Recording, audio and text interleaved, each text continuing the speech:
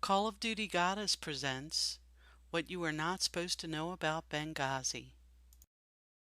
In all of the testimony that you will hear on Capitol Hill about Benghazi, and while you listen to the left waste their time given to them chatting about nonsense, while Hillary Clinton tries to sell her books during her testimony and give campaign speeches, there is one thing that all of the congressmen on the Benghazi Select Committee know that they will never tell, and that is Operation Zero Footprint. What is Operation Zero Footprint, you ask? In order to answer that, I have to go back to 2009. But some are convinced intervention in Libya is all about currency, specifically Gaddafi's plan to introduce the gold dinar, a single African currency made from gold, a true sharing of the wealth. It's one of these things that you have to plan almost in secret, because as soon as you say you're going to change over from the dollar to something else, you're going to be targeted. There were two conferences on this, one in '96 and another one in the year 2000, called the World Mataba Conference, organized by Gaddafi. And everybody was interested. I think most countries in Africa were keen. Gaddafi didn't give up. In the months leading up to the military intervention, he called on African and Muslim nations to join together to create this new currency that would rival the dollar and euro. They would sell oil and other resources around the world only for gold dinars. It's an idea that would shift the economic balance of the world. Countries' wealth would depend on how much gold they have, not how many dollars they trade. And Libya has 144 tons of gold. The UK has double that, but 10 times the population. But I do have one question. During the crisis, or any time that you're aware of, has the Federal Reserve or Treasury participated in any gold swaps arrangements? The Federal Reserve does not own any gold at all. We have not owned gold since 1934. Well, the Federal Reserve isn't federal, nor does it have any reserves. It's a private corporation, and that's a whole other story. So do we have any gold in Fort Knox? No one knows. But at least you can get an idea of why NATO forces were behind invading Libya to begin with. And perhaps even why the UN put sanctions on Iran and Russia, and invaded Iraq and now Syria, and perhaps why the Arab Spring even took place. It was all about keeping the global currency of the petrodollar, and it still is. I find it very hard to believe that Hillary Clinton didn't know. In fact, she was the biggest cheerleader for sending these arms and redistributing these arms into Syrian rebels. And the reason why this is an important issue, many of the people who receive these arms are not friends of America. Many of them are linked to Al-Qaeda, Al-Nusra, and some of these weapons may well have wound up in the hands of people who became ISIS. So this is no small fact. Whether or not she told the truth is a big deal, and some of the emails coming out about Benghazi indicate that maybe she did know a lot more about this arms trade than she let on. And I don't think our public officials should be allowed to come before congressional committees and lie. Operation Zero Footprint was the covert transfer of weapons from the U.S. to the Libyan rebels. The operation avoided the concerns with congressional funding and potential for public scrutiny through financing by the United Arab Emirates. We also know that officials within the government of Qatar served as the intermediaries for the actual transfer of the weapons, thereby removing the footprint of the U.S. intervention. The intent is outlined in the operational title, to leave no visible record of U.S. involvement in arming the Libyan rebels. No visible footprint. It is important to point out that Operation Zero Footprint fell under the military command authority of NATO and not the U.S. military. CNN has learned the CIA is involved in what one source calls an unprecedented attempt to keep the spy agency's Benghazi secrets from ever leaking out. Benghazi is about the NSC directing an operation that is perhaps shadowy, perhaps has a presidential finding, perhaps doesn't, that takes arms and men and puts them into Syria in the guise of the Free Syrian Army.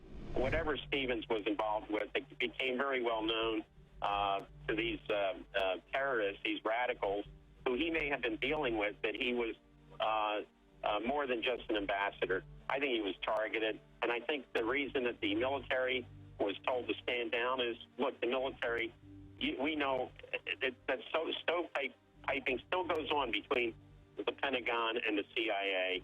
And, you know, if the CIA is up to something, they don't want the military involved. And I think that's what we had in Benghazi. I think this was a CIA operation, and I don't care how many Marines were off the coast. They were not going to be called in. And again, Obama, basically, you know, this gets back to what I wrote. This guy comes from a CIA family.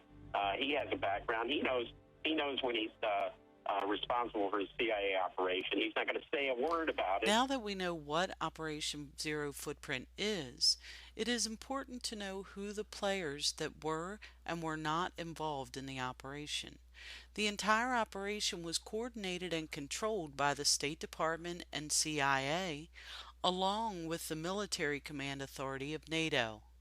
According to the Senate Foreign Relations Benghazi hearings, Operation Zero Footprint was unknown to the 2011 Pentagon and/or Department of Defense commanders who would have been tasked with any military response to the September 11, 2012 Benghazi attack, namely AFRICOM General Carter Ham, who did not know of Operation Zero Footprint. Now we need to assemble a cast of people in the know of Operation Zero Footprint from March 2011 through the pre-9/11 2012 attack. President Obama and Vice President Biden, Secretary of State Hillary Clinton, CIA Director Leon Panetta from March 2011 through June 2011, CIA Director General David Petraeus from September 2011 through November 2012, NATO Commander James G. Stavridis, White House National Security Advisor Tom Donilon, White House National Security Spokesman Tommy Viter, White House National Security Advisor John Brennan. Next is the Intelligence Oversight Committee members, also known as the Gang of Eight. Speaker of the House John Boehner, Minority Leader Nancy Pelosi, House Permanent Select Committee on Intel Chairman Mike Rogers, Minority House Intel Committee Charles Ruppersberger, Senate Minority Leader Mitch McConnell, Senate Majority Leader Harry Reid, Senate Intel Chair Dianne Feinstein, Minority Senate Intel Committee Saxby Chambliss, State Department U.S. Libyan Ambassador Chris Stevens, State Department U.S. Assistant Secretary of State Andrew Shapiro, State Department Senior Head of U.S. Weapons Office Mark Adams. It is important to note that both Secretary Gates and Joint Chiefs Chair McMullen were in place when Operation Zero Footprint began, but retired from their jobs in September of 2011 and were replaced by Leon Panetta and Martin Dempsey, respectively. So you had the direct involvement of the United States government and NATO allowing all of these covert weapons to flow into the country and not giving them proper checks and balances to ensure that they weren't being used by terrorists. You know, there was a insurgent commander with the Libyan Islamic Fighting Group, which I've said is part of on the terrorist list and is the Muslim Brotherhood link, you know, in Libya. This guy Katala, he was in the middle of the Libyan revolution. He was the guy who was receiving arms. On December 31st, 2013, the State Department designated Ahmed Abu Katala as a global terrorist. He is a senior leader of the group Ansar al-Sharia, known for its extreme hostility toward the West. Katala spent most of his adult life imprisoned by the Gaddafi regime for his Islamist views, fueling his hatred for the dictator. It is important to note that Ahmed Abu Katala, the person just described as one of the rebel commanders, was also a member of the 17th February Brigade, which were also the ones in charge of guarding the facility. The other Libyan rebel commander leader on the receiving end of the arms was Ahmed Hamouda bin Kumu, who had associations with the Darna Brigade and Ansar al-Sharia. He was originally captured in 2002 in Pakistan and detained in Guantanamo Bay, Cuba, until his release to Libyan authorities in September of 2007. It is important to note that both of these individuals were labeled as officially recognized State Department terrorists in December 2013. So now you know what you are not supposed to know about Benghazi. You know about the covert operation Zero Footprint and why the plan was hatched. You know what they say, follow the money. You know who the players were that knew about the operation in Congress, and now you can probably understand why they have made the choices that they have since Benghazi. I just wonder why the first committee didn't do anything about Hillary's emails. It took Judicial Watch and a hacker to expose the lack of emails.